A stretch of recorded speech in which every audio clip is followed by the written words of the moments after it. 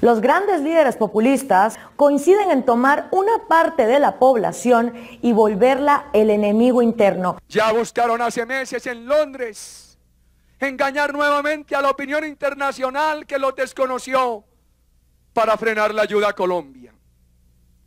Se empezaron a dar cuenta en Europa que aquí hay unos traficantes de derechos humanos que viven a toda hora pidiendo auxilios de la Unión Europea y de otras entidades. Cada vez que en Colombia aparece una política de seguridad para derrotar el terrorismo, cuando los terroristas empiezan a sentirse débiles, inmediatamente envían sus voceros a que hablen de derechos humanos.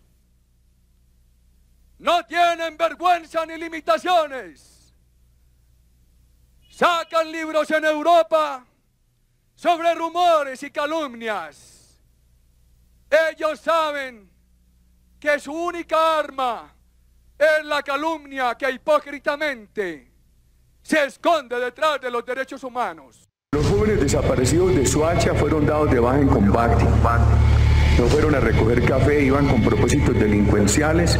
No fueron a recoger café, iban con propósitos delincuenciales. El enemigo interno, que junto con el enemigo externo se convierten en lo que los populistas llaman antipueblo. Entonces, por un lado está el pueblo y por otro lado está el antipueblo. En cada discurso, el populista busca insertar odio en la sociedad, hacer que el pueblo odie al antipueblo. El antipueblo puede tomar diferentes formas, externas o internas, externas o internas, externas o internas, externas o internas, en fin. El pueblo, en cambio, es un cúmulo de todas las virtudes de una sociedad. El pueblo es honrado, es desinteresado y el pueblo nunca se equivoca, siempre escoge el mejor líder. Con esta dicotomía, el populista logra insertar odio en la sociedad y una vez así logra que la parte del pueblo se enamore de él, le perdone todos los robos. Esta es la foto familiar de los hijos de José Benito Vives y Rosa María Lacutir, de la cual hace parte Luis Eduardo Vives Lacutir, senador condenado por la parapolítica. Solo en esta rama de la familia, 6 miembros han recibido millonarios subsidios no reembolsables del Estado a través del programa Agroingreso Seguro. Roberto, curiosamente varios de ellos son al mismo tiempo beneficiarios de los subsidios del Estado y aportantes de las campañas del presidente Uribe. Este es el terreno por el que de nuevo los hijos del presidente Uribe se encuentran en el centro de la opinión pública. Según lo denunciado por el periodista Daniel Coronel, en el 2006 los hermanos Tomás y Jerónimo Uribe habrían comprado unas tierras en el municipio de Mosquera, las cuales, un año después, aumentaron notariamente su valor. Al parecer, después de un decreto que habría expedido el entonces alcalde del municipio, José Álvaro Rosso, el predio pasó de ser zona rural a industrial, pues allí se construirá la llamada Zona Franca de Occidente. Le perdone actos de corrupción. Este es uno de los cortes inéditos del video que el abogado Dan Kovalik le entregó a Condoleezza Rice, junto con una carta en la que sugiere investigar las relaciones entre el hoy presidente Álvaro Uribe y la SAUCE.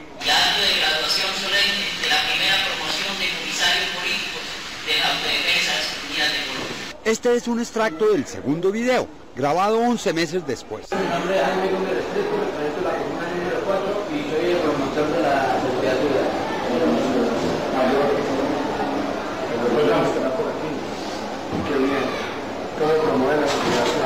En este momento, doctor, estoy promoviendo la seguridad ciudadana, mostrando una vigilancia nocturna en los barrios por sectores, donde la misma comunidad le aporta al trabajador y así mismo pues tratamos lo que es la delincuencia. ¿Están en relación con la policía? Estamos en relación con la policía. Entonces se trata de 2 videos. El primero sobre una graduación del curso de comisarios políticos de las Autodefensas Unidas de Colombia, presidida por Iván Roberto Duque Arias Ernesto Báez. El orador principal fue Julián Bolívar, viejo conocido de la DEA y pedido en extradición por Estados Unidos. Señores comisarios políticos, señoras y señores. Y en ella se le concede el grado de comisarios políticos a 2 emblemáticos líderes de la SAUCE en Barrancabermeja. Comisario político, señor Johnny Bravo. ¿Qué comisario político? Tipo lo que eso es un homicida y un secuestrador. ¿Qué comisario político va a ser? Comisario político, señor Sergio Cabrera.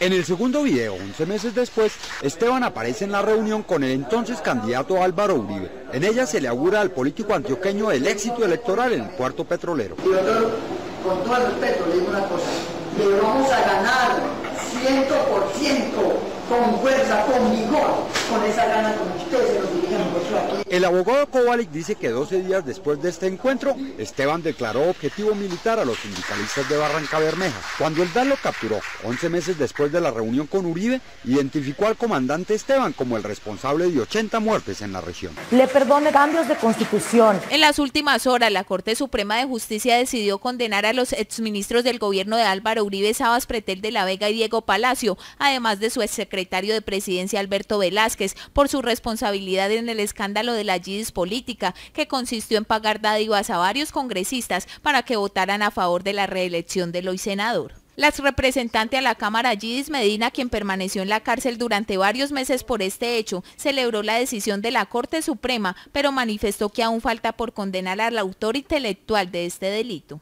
Faltaría por pagar una condena, es el expresidente Álvaro Uribe quien fue el que orquestó todo esto y que es vergonzoso y penoso ver ese gobierno que él hizo en su segundo mandato.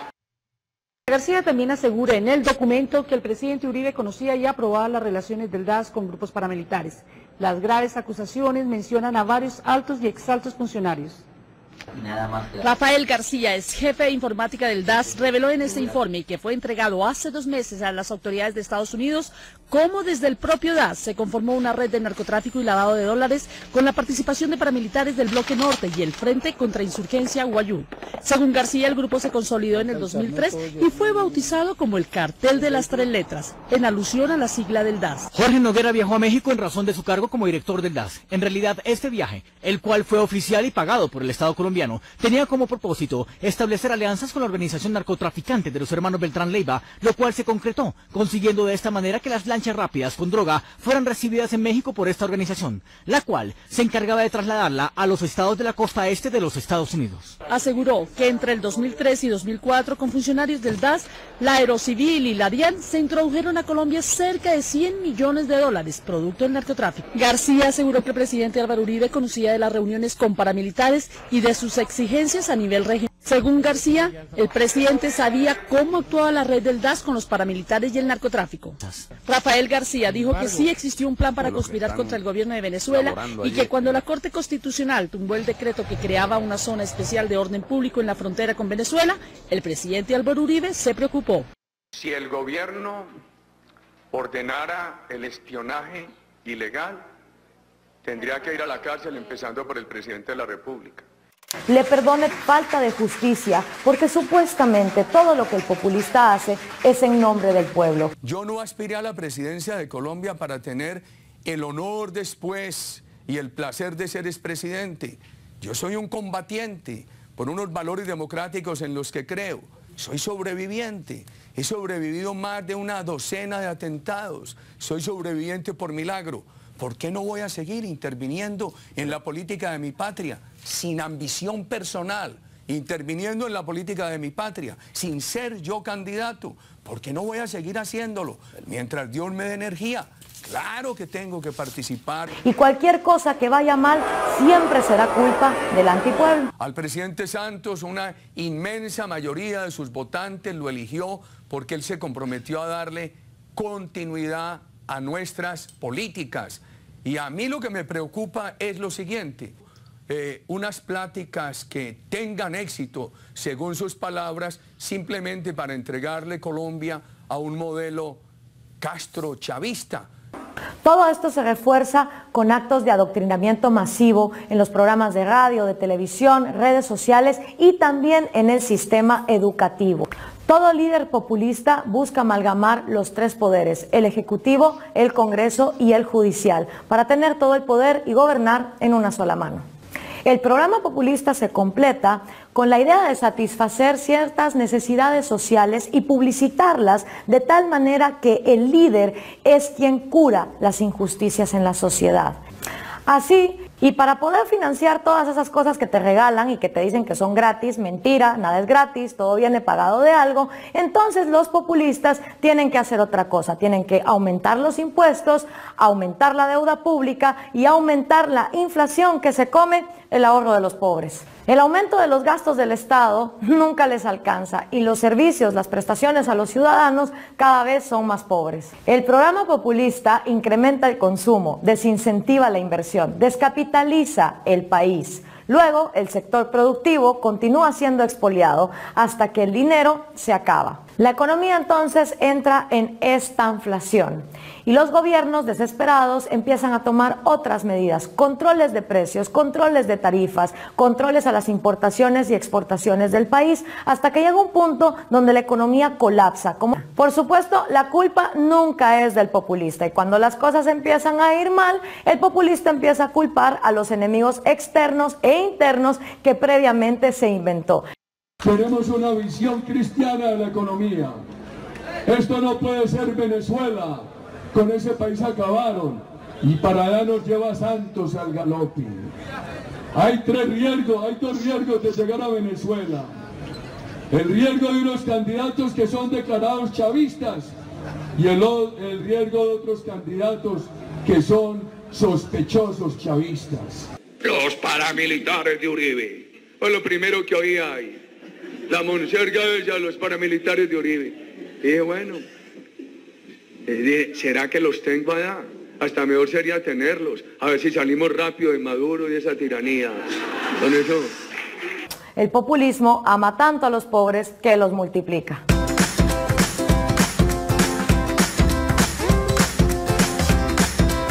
Los paramilitares de Uribe.